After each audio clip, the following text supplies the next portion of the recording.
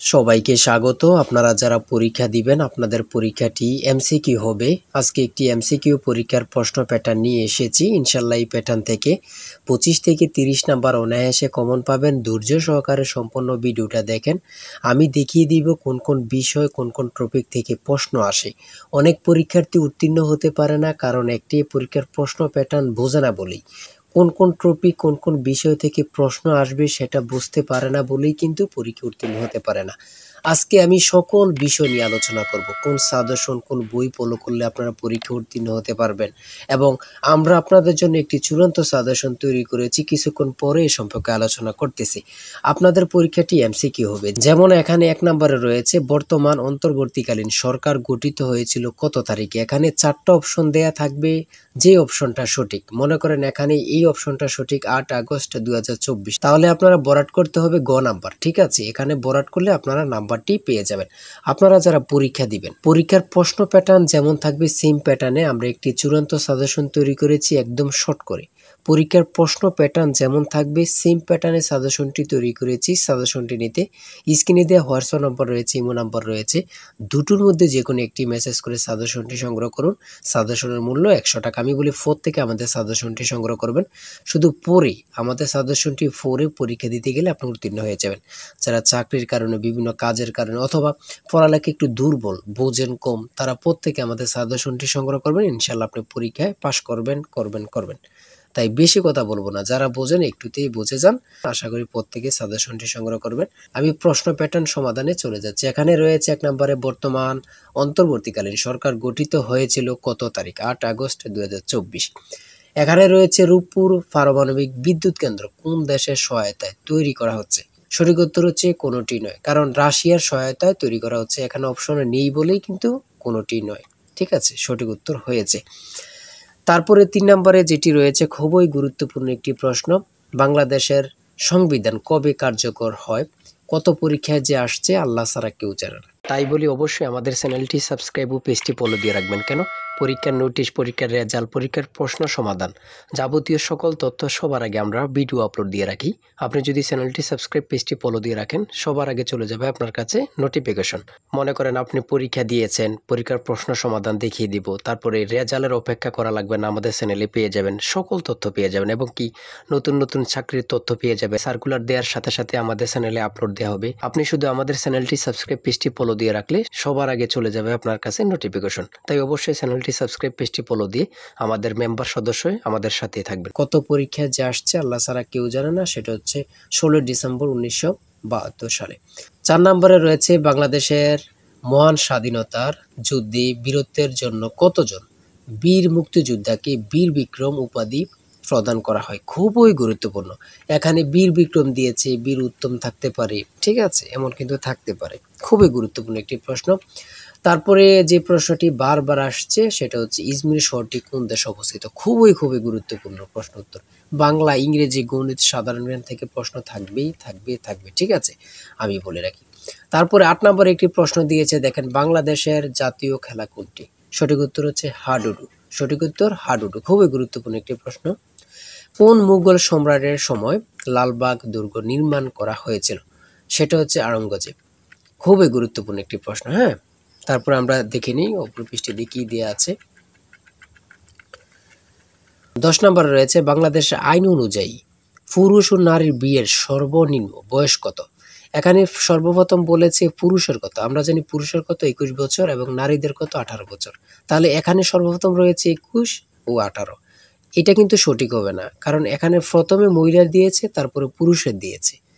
প্রথমে চেয়েছে কার, পুরুষের, তার জন্য 21 বছর। তারপরে চেয়েছে কার, নারী, তার জন্য 18 বছর। ঠিক আছে।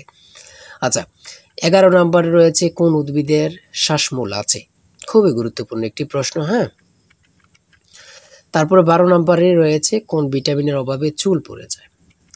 তারপরে 14 নম্বরে রয়েছে ভারত শ্রীলঙ্কাকে পৃথক করেছে কোন প্রণালী। খুবই গুরুত্বপূর্ণ একটি প্রশ্ন। এটা যে কত পরীক্ষা আসছে আল্লাহ ছাড়া কেউ জানে না। বাংলাদেশ কত সালে জাতিসংঘের সদস্য লাভ অথবা সদস্য পদ লাভ করেন। হ্যাঁ, 1974 সালে। বঙ্গভঙ্গ রদ হয় কত সালে। সূর্যের নিকটতম গ্রহ কোনটি। খুবই গুরুত্বপূর্ণ একটি প্রশ্ন। ঠিক আছে, আমি যে প্রশ্নগুলো নিয়ে এসেছি খুবই গুরুত্বপূর্ণ প্রশ্ন। আপনারা প্রত্যেকে আশা করি আমাদের সাজেশনটি সংগ্রহ করবেন, ইনশাআল্লাহ আপনি পরীক্ষায় উত্তীর্ণ হয়ে যাবেন।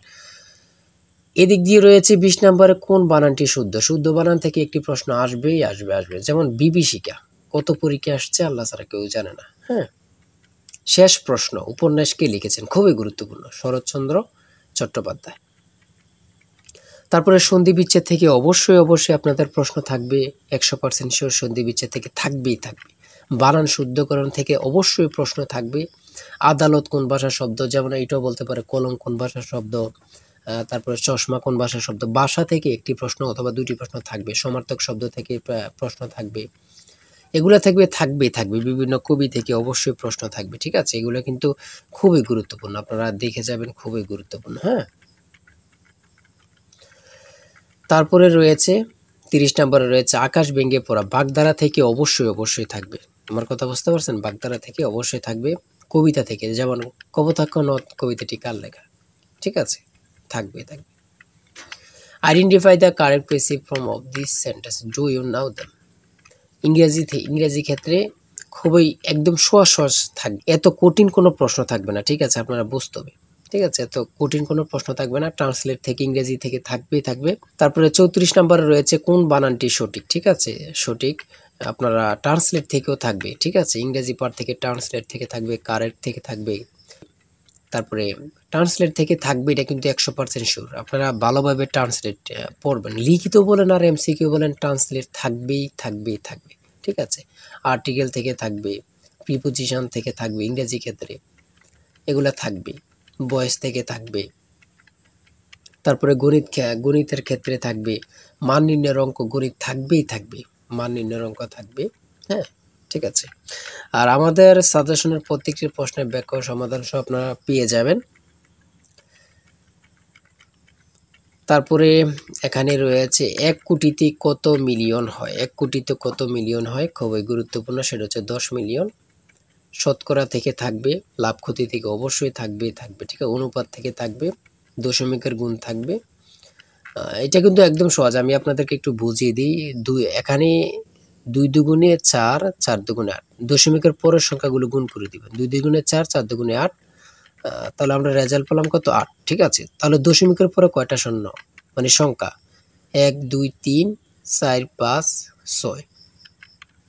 এখন 6টা পেয়েছি, দশমিকের পরে সংখ্যা পেয়েছি 6। যদি আমরা এর পূর্বে গুণ করে 8 পাই, তাহলে 6টা সংখ্যা হইতে, হ্যাঁ, 8-এর সাথে কয়টা শূন্য দিতে হবে, 5টা শূন্য দিলেই কিন্তু আপনার হয়ে যাবে। ঠিক আছে, যেমন 1 2 3 4 5টা শূন্য আর 8। সঠিক উত্তর হচ্ছে ক। ঠিক আছে, বুঝলে কিন্তু একদম সহজ এগুলো। এত কঠিন প্রশ্ন থাকবে না, একদম ইজি, কিন্তু আপনারা আনইজি ফিল করবেন। ঠিক আছে, আরে এটা তো পারি কিন্তু মনে আসতেছে না, ভয় পাওয়া যাবে না। ঠিক আছে, নিজেকে শক্ত করতে হবে। পিতা পুত্র থেকে অবশ্য অঙ্ক 1 নাম্বার থাকবেই। ঠিক আছে, জ্যামিতি থেকে অঙ্ক থাকবে। ঘাবড়াতে পারবেন না, অনেকেই ঘাবড়িয়ে যায়। ঠিক আছে, পরীক্ষার হলে ঘাবড়িয়ে যায়, ভয় নিয়ে পেলে তারা কিন্তু পারবেন না। 78 ডিগ্রি কোণের সম্পূরক কোণ কত ডিগ্রি। 78 ডিগ্রি কোণের সম্পূরক কোণ কত ডিগ্রি। আমরা জানি সম্পূরক কোণ হচ্ছে 180 ডিগ্রি, আর পূরক কোণ হচ্ছে 90 ডিগ্রি। হ্যাঁ, সম্পূরক কোণটা 180 ডিগ্রি হলে যদি 180-তে 78 মাইনাস দেন, বাকি যেটা আছে ওটাই হচ্ছে সম্পূরক কোণ।